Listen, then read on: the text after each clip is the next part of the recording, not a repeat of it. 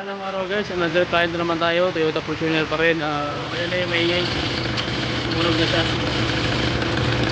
Nasa magnetic nut yung problema, bearing dito. Magpapalit tayo. Sige, so balik tayo guys, bibili mo ako ng pyesa na brand new issue. Ano yung dapat, nakabit na yung mechanism. Ano ko muna yung system. Okay, natin yung yung ingay yung channel, bye-bye, God bless. See you. Okay, magpalang araw guys, another client na naman tayo, Toyota Fortuner pa rin, 3.0 D4D na makina, and then mga 2KD ito guys, o 2PF na engine. Okay, so samahan nyo ko, meron tayong problema na naman about sa squishing noise. Nagka-squish siya, so while nag-drive ka, and then minsan pag-apak mo ng brake, pag-release mo ng brake, para tumutunog. So samahan nyo ko paano yung ma-address natin yung issue na yun. Okay, so tara, let's go, let's start, let's do it. So check natin kung ano yung maingay na part, bakit parang may bearing na tumutunog na malakas. So ito yung problema na nakikita ko dito, nasa either bearing siya na part or basta umiikot siya na portion. Okay guys, so pangyon natin, pantay natin yung makina para malaman natin yung portion kung saan yung bandang maingay. Okay, start natin makina guys. Yun. So ngayon gawin natin, i-trasabasin natin to. Ayan. So check natin yung nya, yung maingay sa ilalim. Pakinggan nyo mabuti guys. Reverse ako.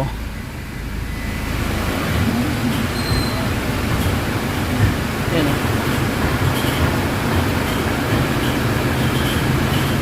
Ayan. So bandi tayo.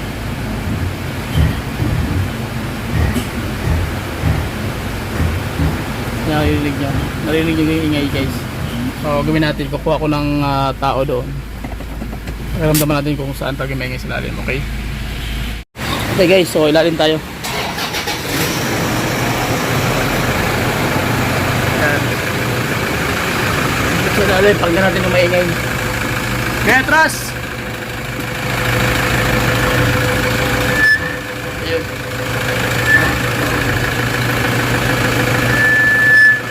Bante! Ayun, narinig nyo guys, tapa siya. Yun, nandito. So nasa part ng gulog guys ang problema. Yan, narinig nyo yan. Ano? So nandyan, wala sa propeller. So parang okay na mga propeller. Okay, atras! Saka meron pa isang issue guys, yan ang squeezing noise. Yan, narinig nyo. So nandito yung maingay na boom, yung mga ganun, mga maingay. Another issue naman to. Yun, marami siyang mga problema. Yan. Okay, so bearing naman yan dyan sa portion. Okay, so kuha na natin. So yan, narinig nyo. So ayan na yung maingay. Tumunog na siya. Nasa magnetic class yung problema, bearing dito. So ang gagawin natin, tatanggalin mo natin lahat ng mechanism ng niya, tensioner bearing, lahat titingnan natin, especially yung aircon ang malakas. So yan ang nakakatakot at tunog guys, na nakakatakot talaga. Nawawala, biglang babalik. So, yung magnetic clutch niya balikot. So yan, narinig niya yan, sobrang ingay, nakakatakot talaga. Okay, so yan ang i-address natin. So samahan nyo ko para natin ma-i-solve yung issue. So tara, let's go. Okay, so tatanggalin na natin to guys. Okay, so yan na, baklas na natin, D4D pa rin. So Toyota Fortuner na to, 3.0. ayan,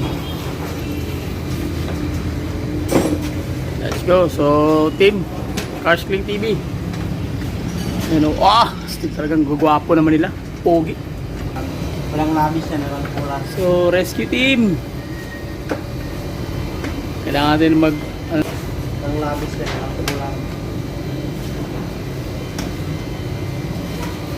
Ang problema, ayan o, magpapalit tayo ng aircon, tapos lahat ng bearing na maingay palitan talaga natin dahil squeezing sounds. So compressor, magpapalitan ng compressor buo, tapos valve cover, gasket palit din tayo, tapos yung kanyang timing chain valve oil seal. Papalit din tayo ng mechanism. Okay? Kasi medyo ano na, ma-oily na. Kita nyo naman sobrang dumi. Okay, yun ang gagawin nating issue ngayon guys, yung titry natin. So magtanggal mo kami ng mechanism, tapos mamaya pag matanggal na sa ganda, makikita nyo na kung ano yung makikita nyo na kung ano yung mga problema dito sa loob. Okay? So sige. Team Cars King TV ng Jensan. Shout out. Magwapo talaga ng vibrador. Okay. So dinayo tayo guys. Sa Tagamalungon. Ayan. So ano to, rescue. Rescue na namin dito sa bahay dahil hindi na makatakbo. Kaya dito natin tinira. Okay, so tanggal na yung mechanism guys, yung compressor. Ito yung compressor. Ito, compressor. So magpapalitan ng bago. Okay. Okay, so ang gawin namin yung bearing, okay pa naman yung bearing. So magpapalit lang tayo ng mechanism. So tanggal na yung mga sa kanyang common rail piping seat fitting. So pagkatapos na magtatanggal tayo nito guys. And medyo risky. Ayan. Mag-pull out kayo nito, kailangan tanggalin nyo muna tong ano niya, pinaka oil seal niya. Dukutin yan pag ganun para mabulot ito. Kasi minasabit dyan sa loob yung kanyang injector. Okay, so balik tayo guys pag matanggal na yung buong mechanism, okay? Hindi ko pinatuloy. So ayan na guys, so tanggal na. Ayun, so magpapalit tayo ng leaking ng ano niya, no? Wheel seal, no? Tabok, no? So leaking talaga hanggang likod. Kaya pala tapon yung oil. So ipalit tayo ng magpapalit tayo ng kanyang wheel seal dyan sa harapan. So naka-timing na? Timing pa lang ako. Ayan, naka-timing na siya halos, oh. Hapit na. Okay, so halos naka-timing din siya guys. Same lang siya ng timing ng D40 na Hilux 3.0. Same lang sila ng engine. Yung 2004 model. Ito naman 2013 model pero halos same lang sila ng mechanism. Nagka-diferensya na lang sa ECM tsaka sa itsura ng unit. Okay, so ayan na. Balik tayo pag natanggalan natin yung timing cover. Okay. Okay, so ito na guys yung papalitan natin na mechanism, yung kanyang IC compressor na assembly. So buo talaga papalitan natin to dahil sira na po yung loob nito.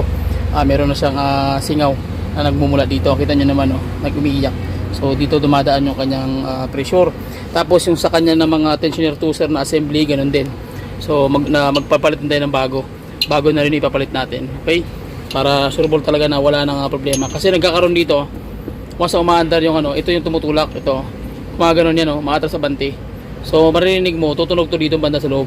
So tuser yan, bakal sa bakal ang contact, tsaka may kunting fluid. So mangyari niyan, maingay. So magulat ka, nagpalit ka ng bearing, tulad ng ginawa namin. Nagpalit na kami ng bearing, tapos nilagyan ko na ng grasa, same pa rin. Pag nakabit na namin yung buong tensioner na system niya, pag paandar namin, maingay pa rin tumutunog. So wala na ibang cause, kita nyo yan, hindi yan tumutunog. Wala ka maririnig na ingay. Ganon din sa kabila, wala ka rin maririnig na ingay. Ibig sabihin bago na kasi yung mga bearing nito. Ayan wala ka maririnig na ingay. Ibig sabihin wala problema yung bearing. So nagkakaproblema dito na sa loob sa mechanism kasi gumagalaw to, gumagalaw atras sa bante. Okay, so ito ang problema, kaso hindi siya ma-repair. So gawin, bibili tayo ng brand new na pyesa niya, brand new talaga para wala na tayong intindihin. Set up na siya, diretso siya kabit. Okay, so yun ang mechanism guys kung bakit minsan maingay yung ating tensioner bearing. Akala natin alternator, marami pwedeng maging cause. So ito yung nangyari, maingay itong mechanism ito. Okay, so kailangan natin bumili ng bago. So ang gagawin ko, bibili ako ng bago na assembly na mismo dito. Although meron naman na nabibili ng assembly na ganito lang, pero para sa akin mas maganda na yung bago na rin ito para isa lang tira, hindi na bumalik yung sakit ng ulo natin na maingay. Parang akala mo may sumasabit na nadudurog na bearing, which is nagmumula po dito.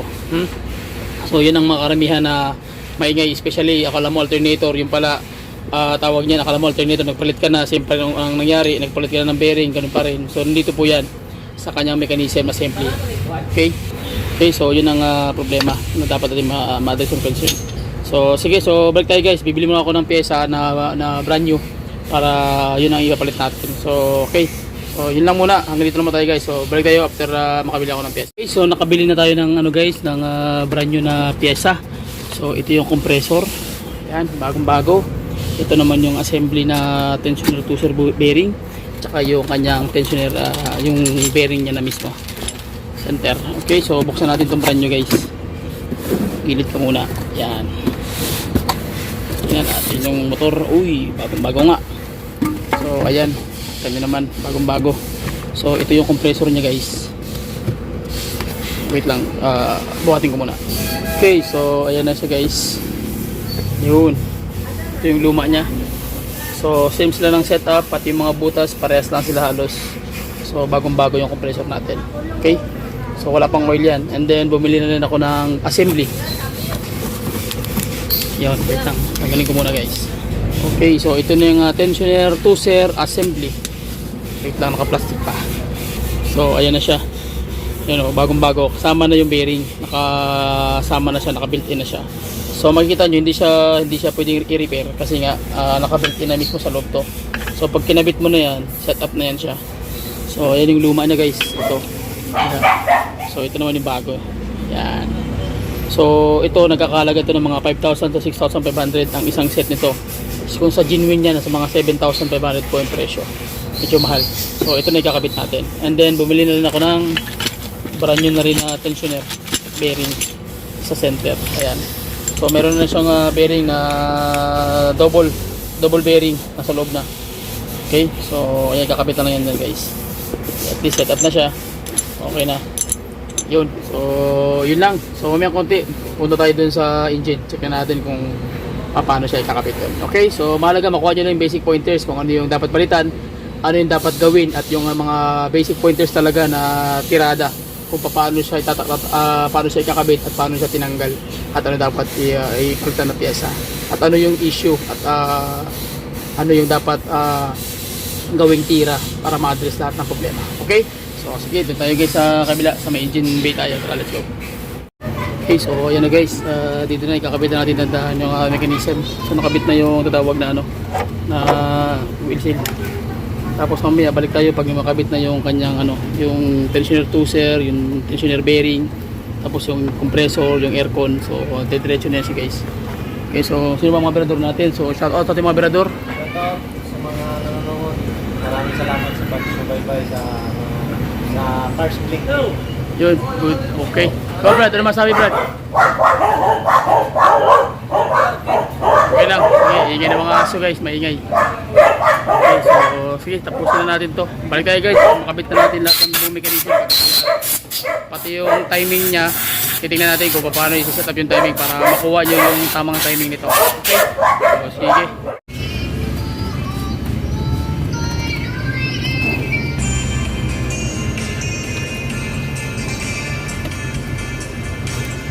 Okay, so set up, ayan, timing mark.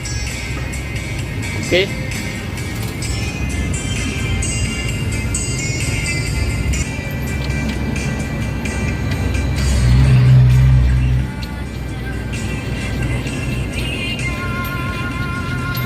okay, so higpit na tayo guys.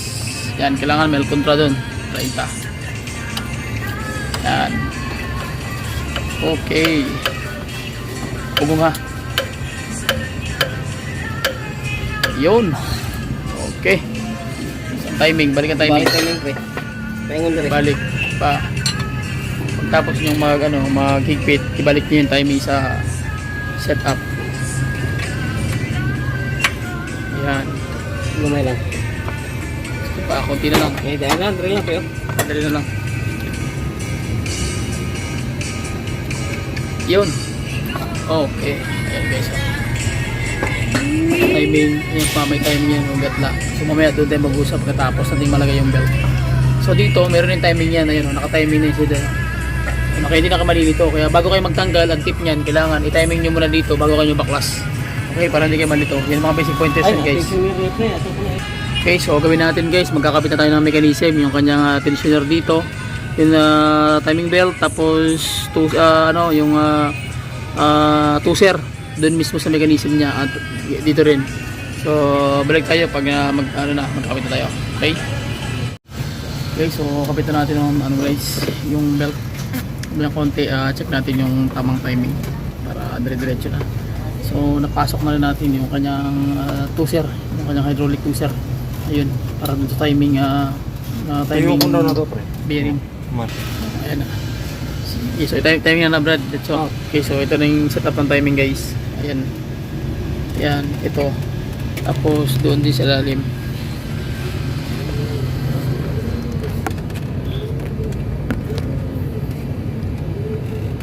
Ayun, di makita. Makita, no? Salamin na lang ka, boss. Salamin. Salamin tayo guys, di makita.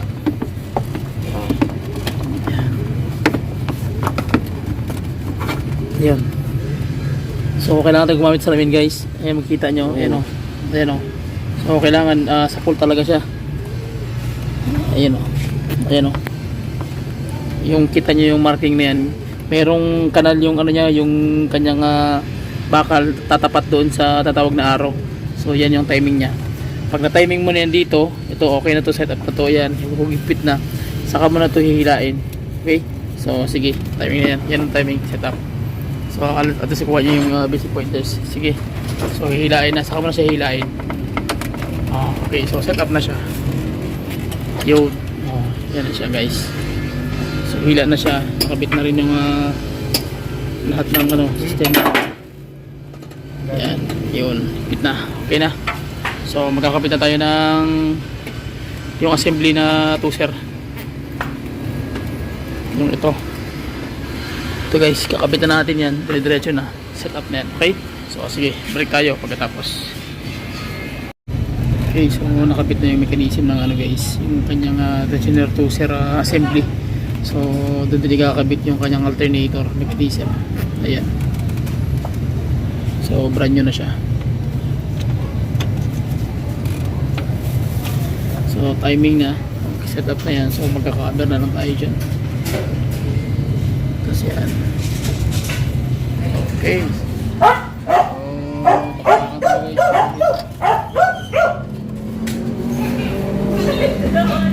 Sige, so balik kayo pag nakabit na natin yung mechanism. Okay, so set up na guys. Okay yung alternator. Yung tensioner okay na rin. And then nakabit na natin yung isang bearing. Yan. So isusukat natin yung yung compressor.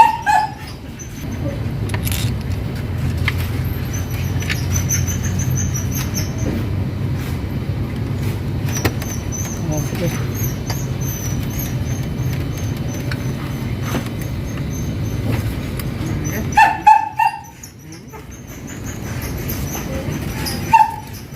So,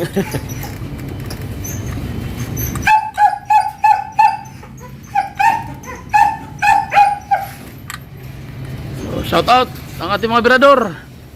Shout out sa nanonood ngayon at sa manonood pa sa aming vlog sa sa Carsling TV. Good. Salamat po. Ayun So kinakabit na natin guys. So sakto lang. So fire. So tama-tama lang. Sige, pwede na higpitan niya. Okay na yan. Okay na. So set up na siya. Okay, so dediretso na tayo guys. Brand new na lahat halos. So kakabit na yung buong system. Tapos yung belt, circuit belt. Tapos yung buong mechanism dito sa top. Tsaka yung electrical wiring system niya. Okay. Okay.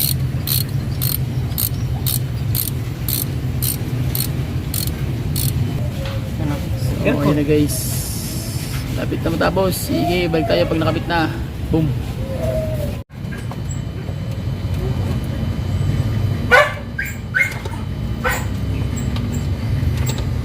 Okay, so cover na kakabit natin guys. Cover na.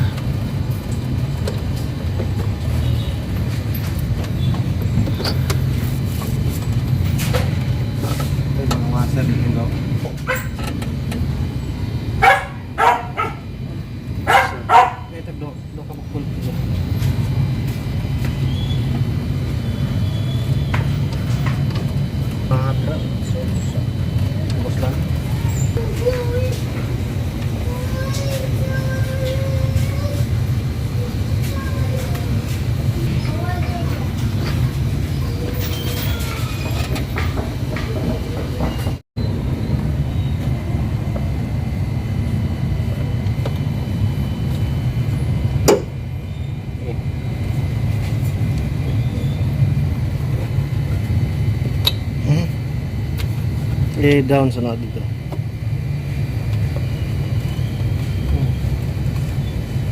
Sige. Naalala. Hindi na nag-boyfriend. Yun.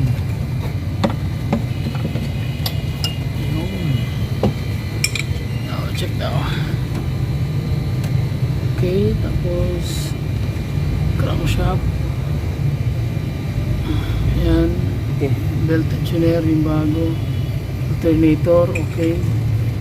So, yan. Okay sa compressor. Tensioner uli. Tapos pasok pa naman ng Murag lawagan ba? Masak dari mong bira bang kagpukot. okay, so setup na guys. Ayan na. So mula sa compressor, papunta sa tensioner, diretso sa water pump, diretso sa pulley, crankshaft pulley. Tapos tatakbo na naman siya ng tensioner, yung kanyang tensioner to serve bearing, yung assembly. Tapos diretso ng alternator, tapos tensioner relay center, tapos balik sa compressor. Okay, so yan ang setup niya. So magkakabit na tayo ng mechanism sa taas. Tapos niyan, setup na. Dahil tamang hinabot sa compressor sila rin. Sila naman gano'n. Ikabit natin buong mechanism. Yung sa compressor, libre lang tapos okay na. So dyan naman tayo magkakabit guys na mechanism. Yan. Tapos dito na. So balik tayo pag nakabit na natin buong system para diretso na tayo. Okay? Balik. So maglalagay na tayo ng ano guys. Takip. Maglalagay tayo ng gasket all. Yan. So gamit tayo ng gasket all para ilapat dito guys. Dito. Para wala talaga siyang leaking. Iwasan yung oil leak. Kasi pag may oil leak, doon nagkakaroon ng problema. Kung bisa tong kuan prebe. Dili on dito muna pero. Ha? Yun. Yan, para iwas leak guys. Yan ang kailangan may lagay.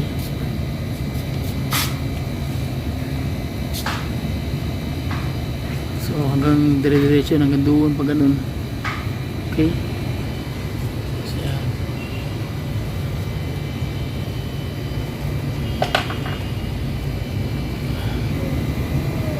Yan. Okay, so okay na guys, meron ng gasket all. Ayan, kita nyo naman. So doon naman tayo sa engine. Sa engine naman tayo maglalagay. Ayan, lagay din sa kabila. Yun.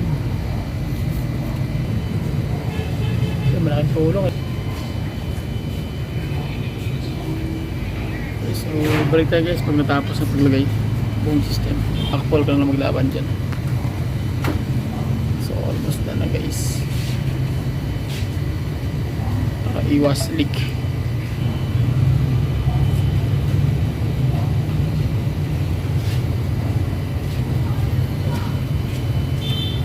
Kano sa nagpagrado ka?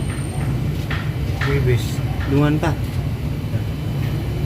Atikan. Pero okay yapon.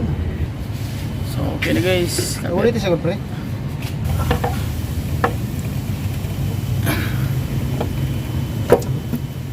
Yun. Okay. Set up na. Nut. Tapos kapit na tayo ng nut ng mga lock. Set up guys. Yung birada. Ay lang. Kaya kung may arang ang bilat dyan, ba't yan mo? So after nyan guys, piping naman tayo sa kanyang common relay system. Pag makikita na natin yan. Okay? So yun mga basic pointers pa paano siya titirahin. Yan ang tuloy na. Katawang tuloy guys. Paglalagay na tayo guys ito. Yan o. Katawang tuloy. So lagyan po siya ng gasket oil para di lumabas yung oil. Okay. Tulad yan o. Yan. Yan. Hindi ang birhan. Isa na lang. Higpit na. Ugoy. Pagkabata. So ano guys, magkakapit na tayo ng mechanism ng kanyang common rail fitting. Ayan. Okay, so pagkatapos yan, balik tayo pag matapos na.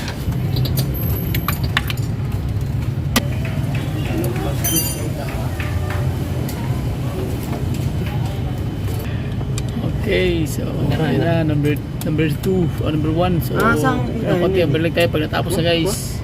Overtime tayo. Ayan na, gabing-gabi na, rescue.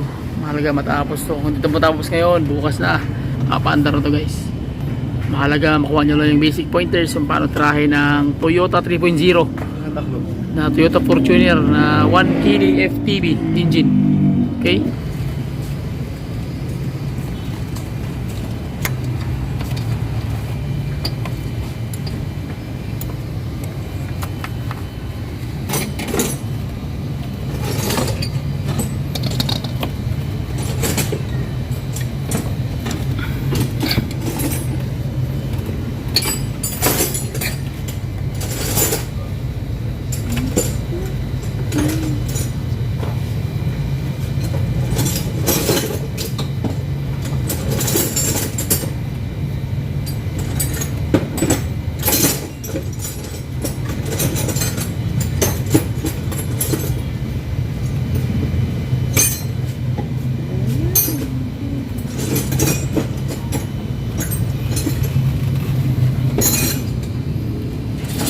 Okay, so nakabit na natin guys. Okay, so balik tayo pag natapos na lahat. Okay. Okay, so set up na guys. Okay na yung common rail system. Ayan na. So nakabit na rin doon. Injector. So didiretso na tayo guys. Okay, so nakabit na guys. Set up yung mga wire. So kailangan check natin yung wire. Walang natanggal. Okay. Kabit na lahat ito dito sa kabila. So yung kanyang ignition, okay, so nakabit na rin. Yan. Yan na, okay. Ito doon, okay. May aircon, map sensor na lang kulang. Ayan, at least set up siya guys. So maglalagyan tayo ng intercooler, yung turbo intercooler. Tapos diretso na yan, okay.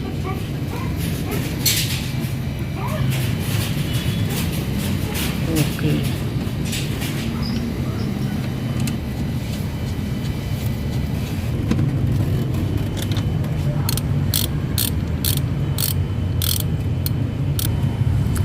Okay. Yes. Yun. Okay. So intercooler na lang. Tapos set up na. Okay, so set up na guys. Ang gagawin natin, kakapitan natin yung intercooler. Okay, fire. So intercooler tayo. Yan sila pero. Yun, salpak. Yan. Okay.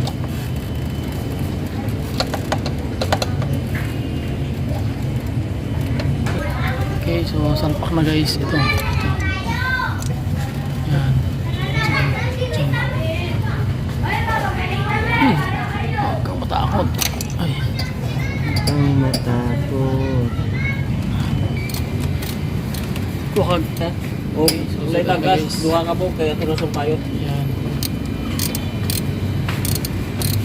Okay, so set up na yung kabit natin mechanism. So takip na lang dito. So yun lang ko na lang, mag-ERP period na lang tayo. Tapos yan, okay na. Okay, sige, so balik tayo guys. Gabi naman. So bukas na naman tayo magkumbate. So hanggang dito lang muna. So balik tayo bukas, okay? Sige. Okay na guys, meron na yung ano. Yan ang o-ring. Ano ba yan? Beep.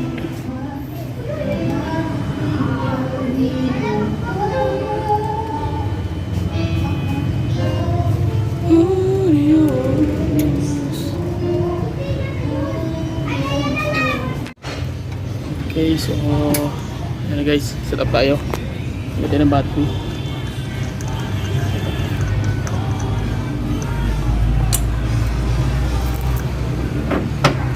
Okay, so yan na guys, naka-set up na natin yung battery.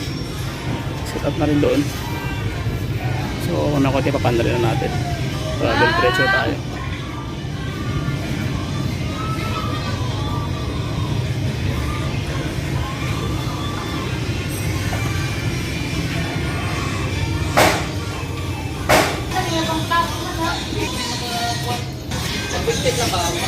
Yan, ligtas mo natin guys.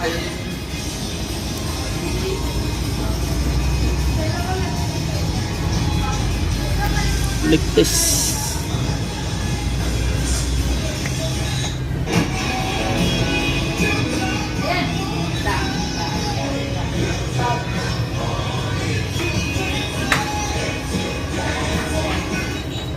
Wala ka na. Wala na. Start na natin. Vacuumin pa. Sige, sige.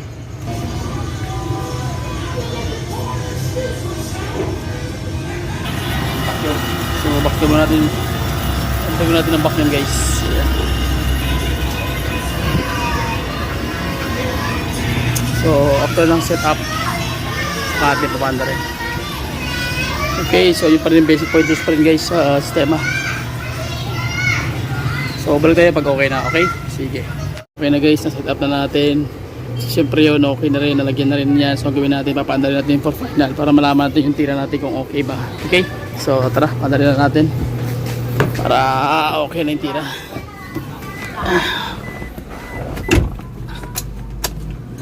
On, neutral, park. O, sige, start natin, guys. So, okay na. Yan na siya, guys. Andar na. So, aircon. Ayan. On na rin din siya. Okay. Check natin engine. Kaya po, pakinggan natin yung ano, yung ingay nung ano, wala na. Yung typing na ano, inibit natin yung tensioner assembly. So far okay na siya, wala nang ingay. So at least nakuha na natin yung technique kung paano titirahin. Okay? So yun yung mga basic pointers. So wala nang ingay ng belt, wala nang ingay ng bearing sa bearing. So at least okay na yung tira natin, guys.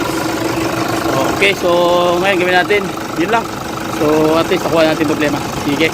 So yun lang, so shout out sa ating lahat, sa lahat ng mga mekaniko, sa lahat ng OFW, sa lahat ng mga sumusuporta sa ating EB page, Carsling TV, at ating YouTube channel na Carsling TV. So God bless sa inyong lahat, guys. Please support the Filipino Creator YouTube channel and FB page. So yun lang, maraming salamat. Please subscribe to YouTube channel. Bye bye and God bless. See you.